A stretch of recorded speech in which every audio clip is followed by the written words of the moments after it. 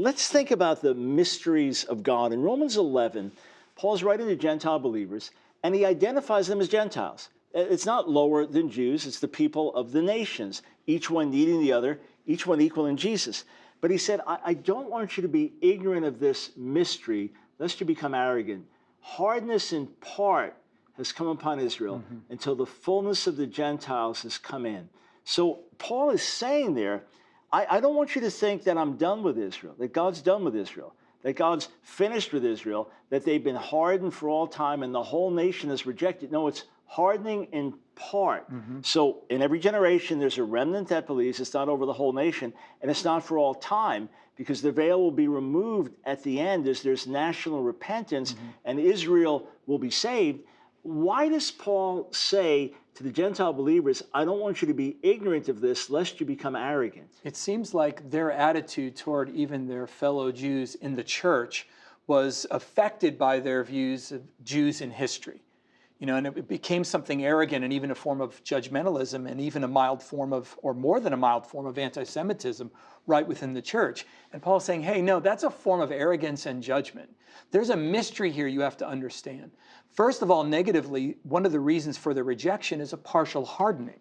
So you can't sit in judgment when there's a mysterious act of sovereignty involved, even if you can explain why they're partially hardened. It's like, it's not just, you know, taking some kind of critical attitude. Oh, those Jews are so hard-hearted. Yeah, there's more going on than that. There's part of God's plan working out. You can't take that kind of arrogant attitude.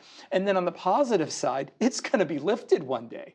And then what will your attitudes and opinions look like? So that you won't be wise in your own estimation, you have to have this mystery unveiled to you so that you'll be wise in God's wisdom rather than your own. And if you think, let's say you're a Gentile believer, let's just make a picture like this. This used to be a room that was occupied by the people of Israel.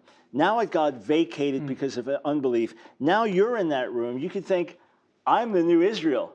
God's done with the old Israel. They've rebelled. They've been rejected once and for all. Once the temple's destroyed, say, that's it. God's finished with them. We are the new Israel. We have replaced Israel. We are better. That's the very arrogance that Paul's addressing. Right, and then you decorate the room however you want, you know, leaving your Jewish root and the whole bit. It becomes this entire like outgrowth of your arrogance, absolutely. So Paul says, you have to have this mystery unveiled so that it has influence on your heart, so you could lower yourself and relate to your fellow Jews now with more love, and then the larger picture of those that are rejecting the Messiah, relate to them with more love as well. It's almost like if you're a family member and you've been estranged, and then you're welcomed back. The other insecure members of the family, they felt better when you were on the outside because they were the good ones. Now that you're back, where do they stand? So there's that lack of recognition of, no, you stand secure in the Lord. Right. Gentile believers, you have a wonderful, rich relationship with God,